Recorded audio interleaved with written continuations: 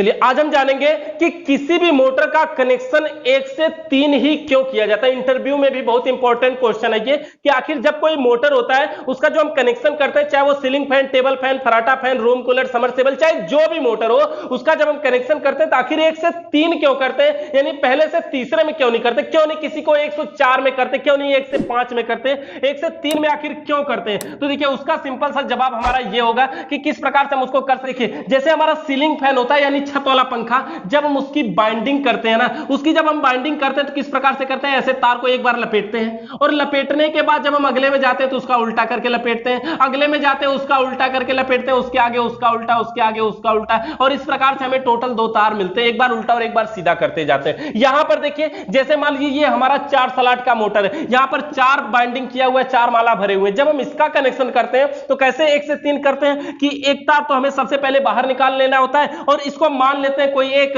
और उसके बाद आगे से गिनना शुरू करते हैं। आगे से गिनते हैं तो 1 2 और 3, यानी 1 से 3, 1 से 3, एक को और तीसरे में हमें जोड़ना होता है। उसके बाद 1 2 और ये 3, 1 से 3 यानी ये तीसरे में जोड़ना होता है। उसके बाद आगे बढ़ते हैं 1 2 और ये 3, 1 से 3 यहां पर भी हमने जोड़ा यानी तीसरे में, और उसके बाद 1 से 3 का ये भी बचता है, लेकिन इसको हम क्या करते हैं, बाहर निकालते हैं। यही हमारा होता है एक न्यूट्रल और एक फेस, और इसमें सप्लाई दिया जाता है और ये मोटर चलता है। देखा ना आपने कि यहां पर 1 से 3 का कनेक्शन कैसे करते हैं, पहले से तीसरे में 1 2 और ये 3, उसके बाद यहां से हमने गिनना शुरू किया, एक ये जुड़ चुका था लेकिन फिर भी इसे गिना गया 2 और ये 3, तो 1 से 3 में, फिर यहां 1 से 3 और लास्ट में यहां 1 से 3। ये 1 से 3 किया क्यों जाता है। अब देखिए यहां पर हमने आपको 2 तरह की बाइंडिंग करके दिखाया ना, अब देखेंगे आप अगर ध्यान देंगे इसमें तो दोनों भी बाइंडिंग में किसी भी प्रकार का कोई भी डिफरेंस नहीं है। कैसे दिखाएं आपको, जैसे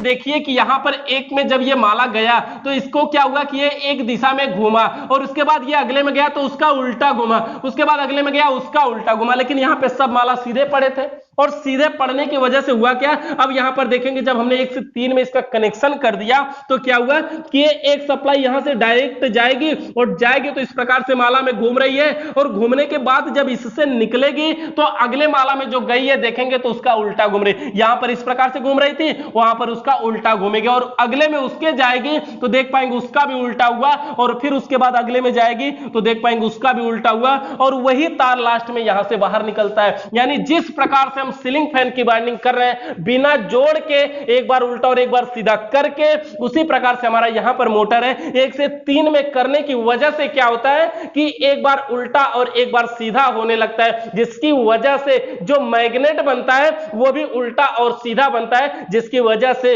इस स्टेटर के बीच में लगा रोटर घूमने लगता है, क्योंकि एक उल्टा और एक सीधा होता है, जिसकी वजह से एक अपनी तरफ खींचता और एक धक्का देता है, जिसकी वजह से इसके बीच में जो स्टेटर है वो घूमने लगता है। तो ये 1 से 3 का कनेक्शन करने का यही मतलब हुआ कि जिस प्रकार से हम सीलिंग फैन में जो हमारा एक बार उल्टा और एक बार सीधा होता है, ठीक उसी प्रकार से जब हम किसी भी मोटर का कनेक्शन 1 से 3 कर देते हैं तो वो एक बार उल्टा और एक बार सीधा हो जाता है और बढ़िया तरीके से हमारा मोटर कार्य करता है। किसी भी प्रकार का सवाल या सुझाव है तो कमेंट करके बताइएगा। चैनल पे नए आए तो सब्सक्राइब करके बेल आइकन को जरूर प्रेस कर लीजिए। वीडियो देखने के लिए बहुत बहुत धन्यवाद।